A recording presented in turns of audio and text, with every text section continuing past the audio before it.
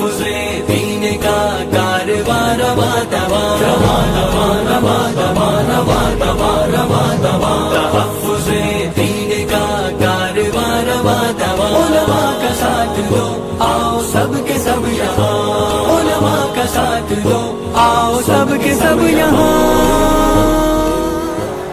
السلام علیکم ورحمۃ اللہ وبرکاتہ. معزز ناظرین و سامعین، یہ جو آپ کو ویڈیو نظر آ رہی ہے ایک پروگرام کی ویڈیو ہے. بہت ہی اہم محفل، بہت ہی اہم مجلس اور مبارک مشاورتی میٹنگ کی مجلس ہے یہ، جس کو انعقاد کرنے والے انتہائی قابل احترام شخصیت محترم جناب شکیل احمد صاحب جہان آبادی، جو کاکو کے رہنے والے ہیں. اللہ تبارک و تعالی نے انہیں علماء کرام اور ائمہ کرام سے کافی محبت نصیب فرمائی ہے. بہت سارے خیر کے کام کرتے رہتے ہیں. کہ انہوں نے ایک تنظیم بنائی ہے، تنظیم امام. تو اس کے تحت یہ مختلف جگہ پر پروگرام کرتے ہیں ائمہ کے مسائل کو حل کو لے کر. کہ ائمہ کے ساتھ جو مسائل ہیں، تنخواہ کا مسئلہ ہے، ان کے فیملی رہائش کا مسئلہ ہے، اور بھی بہت سارے مسائل ہیں جو تنخواہ کی زد میں آتے ہیں. تنخواہ ٹھیک ہو تو وہ کر پاتے، جیسے کہ بچوں کی تعلیم کا معاملہ ہے، علاج و معالجہ کا معاملہ ہے. تنخواہ اتنی قلیل ہوتی کہ یہ سب مسائل حل کے بارے میں آدمی غور بھی نہیں کر سکتا. مجبوری میں جب علاج و معالجے کی ضرورت پڑتی ہے تو آدمی کو قرض لینے کی ضرورت پڑتی ہے، جو ہمارے معاشرے کی صورتحال ہے. تو اس فکر کو لے کر، انتہائی پاکیزہ فکر کو لے کر، جناب محترم شکیل احمد صاحب جہان آباد کے رہنے والے ہیں، جو کائنات انٹرنیشنل اسکول کے چیئرمین ہیں. تو اس فکر کو لے کر وہ اٹھے ہیں. مجھے نہیں پتا کہ ہندوستان کے کسی حصے میں اس طرح کی تنظیم ہو جو بطور خاص ائمہ کے مسائل کو ائمہ کے مسئلے کو حل کو لے کر کوئی بنائے ہو اور وہ عالم نہ ہو. علماء اس تنظیم کے بانی یا محرک نہ ہو، میرے علم میں نہیں ہے. تو یہ غیر عالم ہے اور امام بھی نہیں ہے، لیکن قوم کے قابل احترام شخصیت ہے اور فکر مند ہے. تو ان کا اس کام کو لے کر اٹھ کھڑا ہونا یہ بہت اہمیت کا حامل ہے. اس لیے کہ ائمہ کے مسائل جب حل ہوں گے تو قوم میں وہ رہ کر اطمینان کے ساتھ، خوشی کے ساتھ، پورا وقت ٹائم دے کر وہ قوم کو دین پہنچا پائیں گے اور اس میں وہ دینی مصروفیات کو وسیع کر پائیں گے.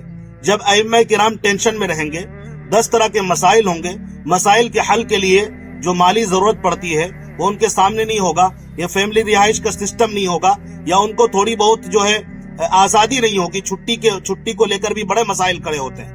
یہ مہینے میں یا سال میں کچھ چھٹیاں بہرحال ہونی چاہیے جہاں وہ جا کر دوسرے اور بھی دینی مصروفیات وہ کر سکے یا اپنے اور بھی مسائل حل کر سکیں وغیرہ وغیرہ. تو بہرحال یہ اس کام کو لے کر اٹھے ہیں. کئی مجلسیں یہ پہلے کر چکے تھے، اور یہ جو مجلس کی ویڈیو آپ دیکھ رہے ہیں یہ رویل ہوٹل بہار، جو جناب اشفاق الرحمان صاحب کا ہوٹل ہے، اور یہ میں سمجھتا ہوں کہ یہ 5 اسٹار ہوٹل ہونا چاہیے. یہ بہت بڑا ہوٹل ہے اور بہت خوبصورت اور عالیشان ہوٹل ہے. اس ہوٹل میں پروگرام رکھا گیا. انہوں نے جناب اشفاق الرحمان صاحب اور محترم شکیل صاحب نے پروگرام رکھا. اس کی پوری ٹیم قابل مبارکباد ہے کہ وہ محنت کر کے اس پروگرام کا انعقاد کیا. میں مختصراً اس میٹنگ میں شریک تھا آخر تک، لیکن کچھ دیر پہلے میں اٹھ کر چلا آیا. نماز عصر کا وقت ہونے لگا تو میں آ گیا نماز پڑھانے کے لیے. میں جب تک بیٹھا رہا، ائمہ کرام کو کہا گیا کہ اپنے مسائل پیش کریں. الحمدللہ اکثر ائمہ کرام نے اپنے مسائل کو وہاں پر پیش کیا کہ میرے ساتھ تنخواہ کا مسئلہ ہے، بچوں کی تعلیم کا مسئلہ ہے، علاج و معالجے کا مسئلہ ہے، ضروریات پوری نہیں ہوتی وغیرہ وغیرہ، جو عام طور پر ہے. 90% ائمہ کرام کی ضروریات پوری نہیں ہوتی ہے، اتنی کم تنخواہ ہوتی ہے، وہ پریشان حال رہتے ہیں. 10% کی میں بات نہیں کرتا، اور وہ محفل اور مجلس وہ 10% والوں کے لیے تھی بھی نہیں. اگر اس مجلس کے اندر 10% والے لوگ جن کی ضروریات پوری ہو رہی تھی تو ان کو میرے خیال سے شرکت نہیں کرنی چاہیے. اگر وہ شرکت کر چکے تھے تو ان کو ان اماموں کی بات کرنی چاہیے جن کے ساتھ مسائل درپیش ہیں. لیکن مجھے بہت افسوس ہوا، مجھے نہیں پتا کہ ان مجلس میں وہ 10% لوگ جن کی ضروریات پوری ہو رہی تھی وہ کیوں شریک ہو گئے تھے. اگر وہ شریک ہو رہے تھے تو اپنی بات کیوں کر رہے تھے؟ وہ بات کر رہے تھے کہ دعا کریں، اللہ تعالیٰ سے مانگیں، اپنی ذمہ داری پوری کریں، آپ کا مسئلہ اللہ تعالیٰ حل کر دے گا. بھائی جب آپ اس طرح کی بات کرنے کے لیے آئے تھے تو میں سمجھتا ہوں کہ آپ کو مجلس میں نہیں آنی چاہیے. مجلس آپ کے لیے نہیں تھی، آپ اپنی بات کر رہے تھے. آپ کو 90% علماء ائمہ جو پریشان حال ان کی بات کرنی چاہیے. اور یہ مجلس سجائی بھی اسی کے لیے گئی ہے، اسی درد و فکر کے لیے گئی تھی، لیکن آپ اپنی بات کر رہے ہیں اور یہ غلط گائیڈ بھی کر رہے تھے آپ۔ یہ غلط گائیڈنس ہے کہ آدمی اپنی محنت پوری کرے، دعا کرے، یعنی کہ اپنے دین کا کام کرتا رہے، دعا کرتا رہے، اس کے مسائل جو ضروریات زندگی وہ حل ہو جائیں گے، مالی ضرورت جس میں جن ضروریاتیں پڑتی ہو اس سے پوری ہو جائے گی۔ یہ کہاں کا قانون ہے؟ یہ نہ قرآن کا قانون ہے، نہ حدیث کا قانون ہے، نہ صحابہ کے طریقے سے ہم نے یہ چیز دیکھی ہے۔ یہ کہاں لکھا ہے میرے بھائی؟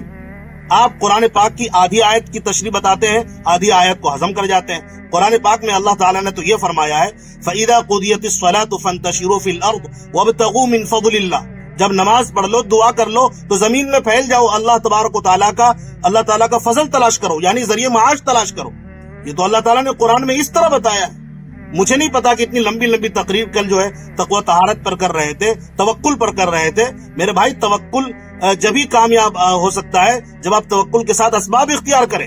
یہ دنیا دار الاسباب ہے، یہاں اسباب اختیار کرنا لازمی اور ضروری ہے۔ اللہ تعالیٰ نے نظام ایسا ہی چلایا ہے، آپ کو اسباب اختیار کرنا پڑے گا ذریعہ معاش کے لیے۔ تو یہ پوری آیت یہ تھی کہ نماز پوری کرو اور دعا کرو۔ آپ کہہ رہے نماز پوری کرو دعا کرو مسئلہ حل ہو جائے گا، نہیں، نماز پوری کرو، دعا بھی کرو اور زمین پر پھیلو ذریعہ معاش کے لیے۔ یہ اصل ہے جس کے مسائل کے حل کے لیے محترم جناب شکیل احمد صاحب جیسے حضرات، جناب اشفاق الرحمان صاحب جیسے حضرات اٹھ کھڑے ہوں، تو آپ اپنے مسائل کو ان کے سامنے رکھنا چاہیے۔ آپ تو ائمہ سے بڑھ کر کون دعا کر سکتا ہے؟ ائمہ رات دن دعا کر رہے ہیں، ائمہ سے بڑھ کر دین کی ذمہ داری کون پوری کر سکتا ہے؟ اگر وہ ذمہ داری میں تھوڑی سی بھی کمی کوتاہی کرتے ہیں، اگر 1-2 منٹ لیٹ پہنچ جائے تو ایسا لگتا ہے مقتدی حضرات اور جو کچھ لوگ ہوتے ہیں بہت پریشان ہو جاتے ہیں، لگتا ہے کچھ ہو گیا۔ اور ظاہر ہے کہ اگر یہ بار بار ہوگا تو وہ امام کو رکھیں گے بھی نہیں۔ اپنی ذمہ داری وہ مکمل کر رہے ہیں، دین کی ذمہ داری پوری کر رہے ہیں۔ اگر کچھ ائمہ کرام نہیں کر رہے تو ان کو کرنا چاہیے، وہ کچھ کا تذکرہ یہاں پر نہیں ہونا چاہیے۔ یہ ان اماموں کی بات کر رہے ہیں جو باقاعدہ دینی خدمت پر مصروف ہیں۔ اگر وہ نہ کرے تو امام وہ ہے ہی نہیں، ان کو تو امامت سے ہٹا دیا جائے گا۔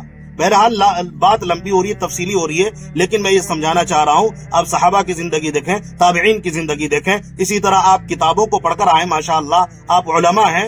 یہ بخاری میں کتاب البیوع کیا ہے، یہ مسلم کے اندر کتاب البیوع کیا ہے، تجارت کا باب کیا ہے۔ ہر کتاب کے اندر قرآن پاک میں بھی کئی جگہ تجارت کے طریقے بتائے گئے، احادیث میں بتایا گیا، کیوں بتایا گیا؟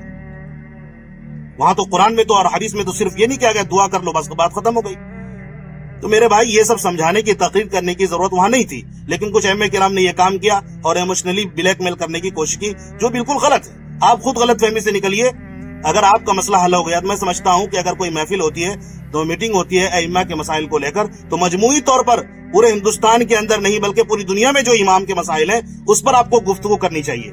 کم سے کم آپ بہار کی سطح پر ائمہ کرام کی گفتگو کر لیتے، سب اپنا ذاتی مسئلہ بتا رہے تھے کچھ حضرات وہاں پر۔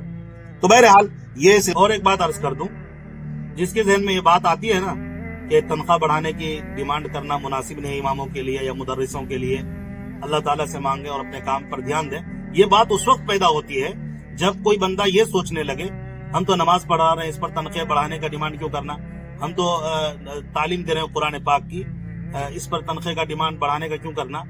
یہ بات اس وقت پیدا ہوتی ہے جب بندہ یہ سمجھنے لگے امامت کا تنخواہ مجھے مل رہا ہے، یعنی نماز پڑھانے کی تنخواہ مجھے مل رہی ہے، یا وہ یہ سوچنے لگے کہ میں جو دین پڑھا رہا ہوں اس پر مجھے تنخواہ مل رہی ہے۔ میں سمجھتا ہوں کہ آپ غلط فہمی میں ہیں، اس غلط فہمی سے نکلیے۔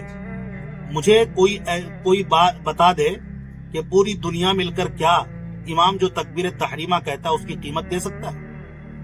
یا جو دین جو پڑھانے والے علماء ہیں، امام ہیں، الحمدللہ، کم سے کم جو الحمدللہ ہے اس کا بھی کوئی پوری دنیا مل کر بدلہ دے سکتی ہے یا ہدیہ کوئی بندہ دے سکتا ہے؟ ظاہر نہیں دے سکتا۔ تو ہمارے ذہن میں یہ بات کیوں آ رہی ہے؟ تو معاملہ یہ ہے کہ ہم غلط فہمی میں مبتلا ہیں۔ جو پیسے دیے جاتے وہ وقت کے قید کرنے کا، کہ قید کر دیا جاتا ہے، یعنی امام کے اوقات قید ہو چکے ہیں، وہ امامت کے علاوہ کچھ کر نہیں سکتا۔ مدرسین کے اوقات کو متعین کر دیے گئے ہیں، اس مدرسے میں ہی قید رہ کر دین کی خدمت کرنے پر پابند ہے۔ اسی لیے ان اوقات کے بدلے میں تنخواہ دی جاتی ہے کہ جو اوقات کو قید کر دیا گیا، ورنہ آپ علماء امام کو اگر چھوڑ دیں گے کیا وہ تجارت نہیں کر سکتے یا کوئی اور دوسری دین کی خدمات کے علاوہ اور بھی کوئی ذریعہ معاش تلاش نہیں کر سکتے؟ کر سکتے ہیں نا۔ اور کوئی ضروری ہے کہ ایک ہی مدرسے میں رہ کر ہم پڑھائیں گے یا ایک ہی مدرسے میں پورے سال بھر پڑھائیں؟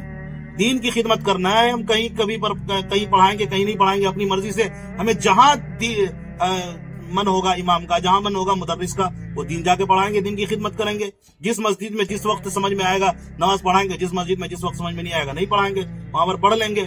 تو یہ دین کا کام تو وہ کہیں پر رہ کے کر سکتے ہیں. کیا ضروری ہے کہ ایک ہی مدرسے میں بند کر, ایک ہی فلاں مدرسے میں فلاں مسجد میں رہ کر وہ امامت کرے اور نمازیں پڑھائیں اور بچوں کو پڑھائیں؟ یہ کوئی ضروری نہیں ہے. تو قوم نے انہیں ایک مدرسے کے اندر, ایک مسجد کے اندر جو مقید کر دیا ہے, وقت کو باندھ دیا ہے, تو ذریعہ معاش کے لیے ان کے پاس وقت نہیں ہے, تو ان اوقات کا پیسہ دیا جاتا ہے. بہرحال یہ بات بھی میرے ذہن میں تھی.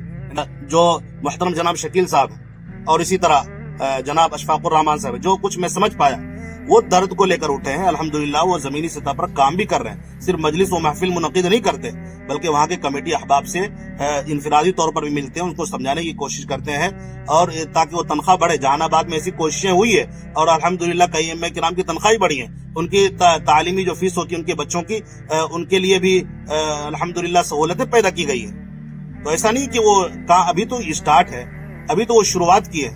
انشاءاللہ آگے تنظیم جائے گی.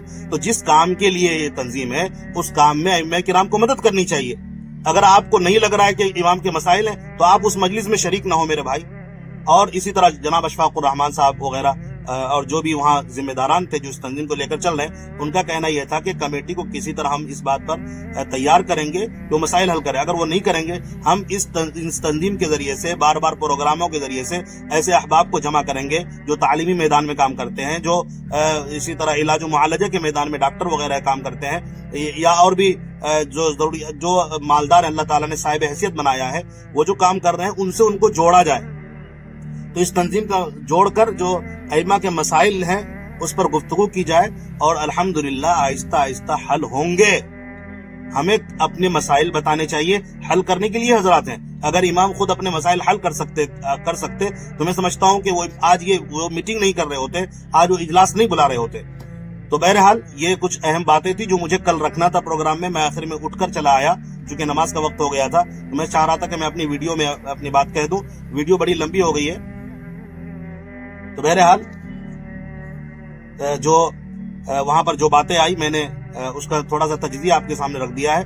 بہت ہی قابل مبارکباد ہیں جو حضرات اس میٹنگ کو کر رہے ہیں. میں ان کے لیے دعا کرتا ہوں, میں ان کے ساتھ قدم سے قدم ملا کر کھڑا ہوں. جب تک یہ دین کا درد لے کر اور مخلص ہو کر اس کام کو کرتے رہیں گے, ضرور اللہ تعالیٰ کی مدد آئے گی.